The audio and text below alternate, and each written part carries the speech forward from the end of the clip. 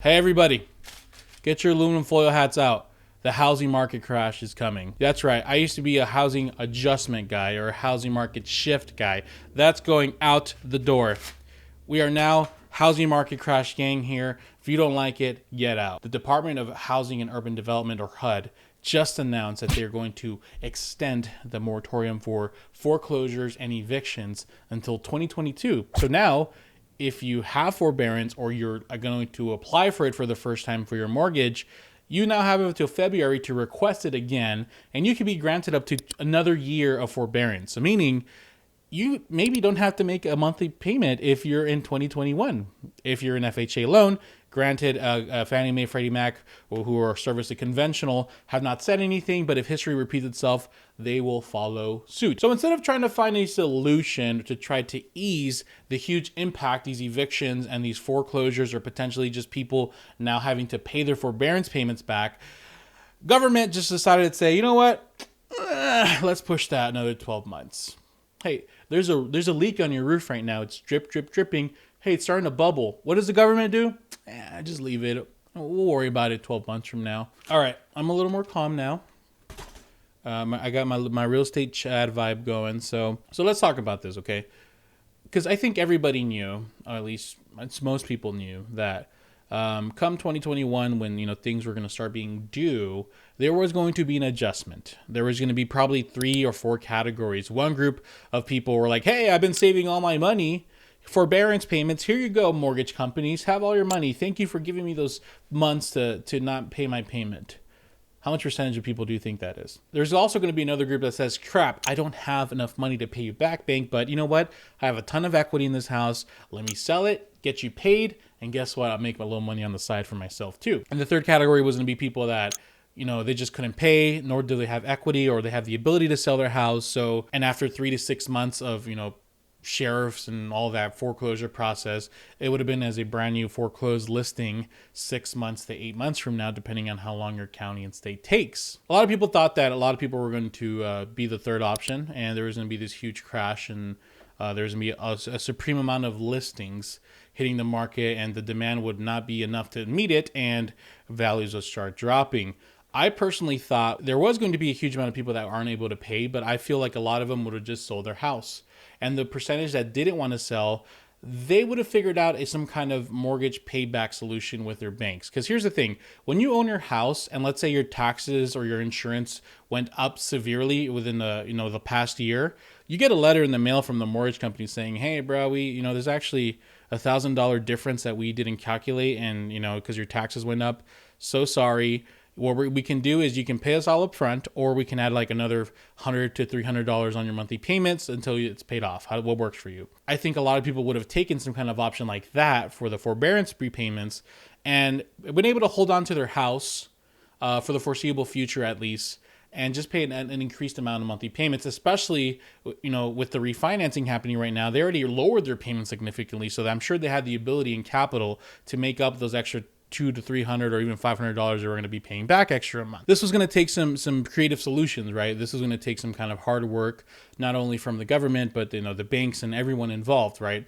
Especially the homeowners who have to work a little harder now to make those extra few $100s on top of their mortgage payment. So now with this happening, this is really what it's done. It's, like I said earlier, just kick the can further, right? Just increasing the problems even further. So now those who aren't able to pay, well, guess what?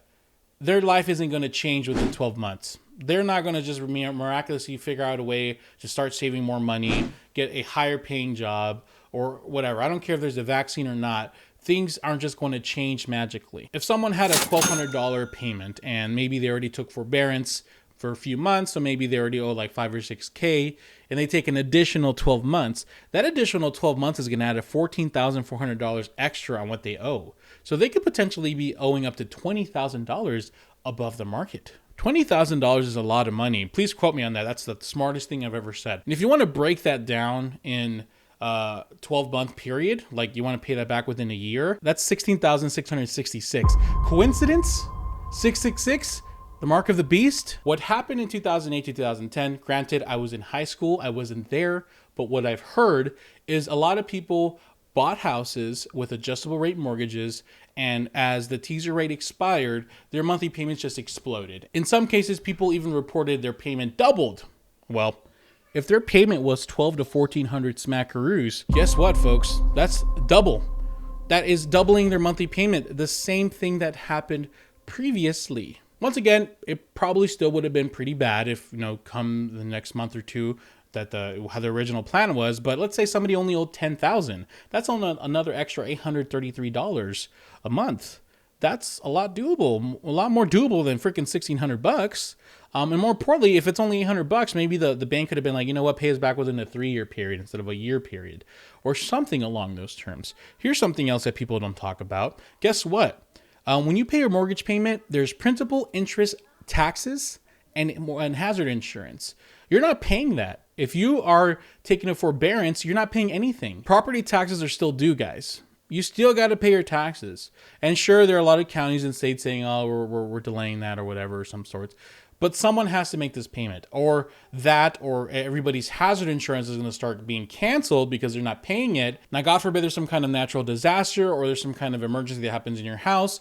You have no insurance, multiple thousands of dollars expense comes up, and this is just irritating the problem more. Things still aren't looking good. So what's going to happen next year? Well, inventory is going to stay low because people are not going to sell, and buyers will continue to buy, further increasing the property values further and further and further. Let me present you a different alternative approach to this housing market crash where, like I said earlier, people think it's just going to be a crash. But surprisingly, I think there's going to be some markets that will continue to rise in value, and they're going to continue regardless of what happens with the situation.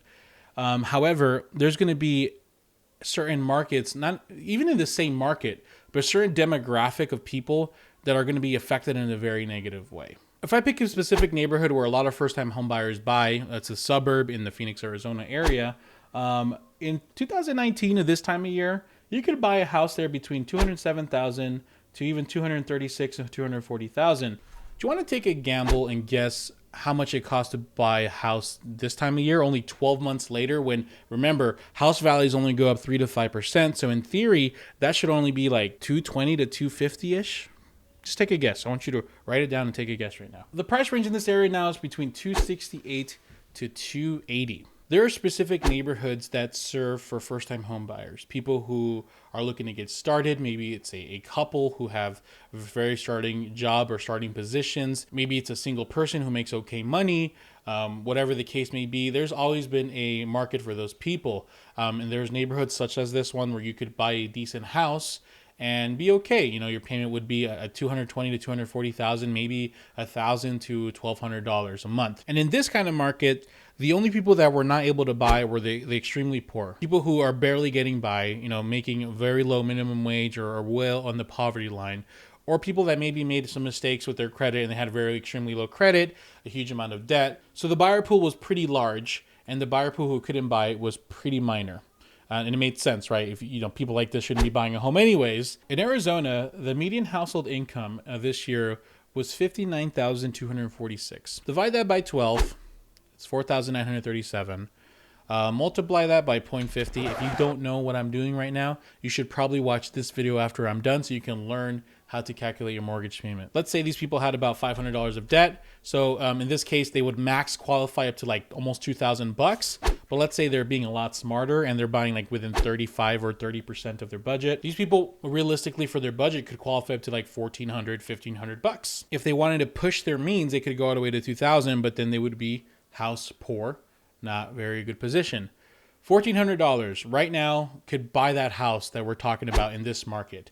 And if you were making $1,400 in the previous market, well, then you could buy that house. And not only that, but you have plenty of money left over for you to build on it, upgrade it, maybe use it to save extra, help your family out, etc., etc. If they only qualify for a $1,200 monthly payment, none of these houses work. It forces them to go into older neighborhoods or less desirable neighborhoods that they do not want to go to. So what do these people do?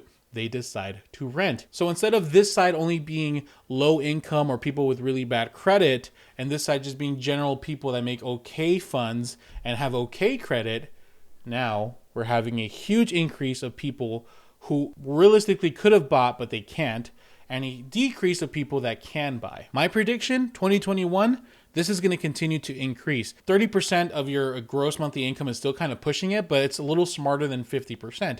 These people are going to have to keep pushing and pushing and pushing. So yeah, in theory, these people could qualify up to $2,000, and they're going to push and keep pushing it further and further. Therefore, there's no way of tracking this, right? But in my brain, it makes sense. The percentage of people who are house broke are going to largely increase in 2021. First-time home buyers who are struggling right now, who cannot get a house, or maybe they only qualify for a certain amount and their realtors are blowing them off because, you know, it's not enough to buy a house. Or maybe they do qualify for an okay amount, but they don't have the extra money to pay closing costs or extra money to bribe their seller to accept their offer. I'm sorry.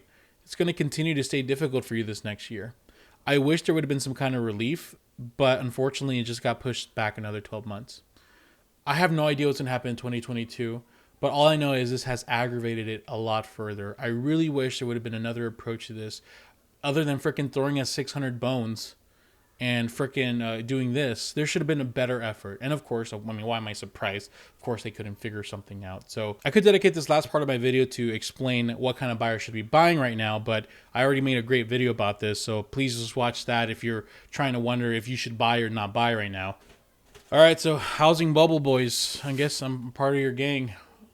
Hope you have enough room for me. I'm pretty big. I gained a lot of weight since the pandemic. Everybody else, what do you think? Am I overreacting, or is this going to be as severe as I think it's going to be? And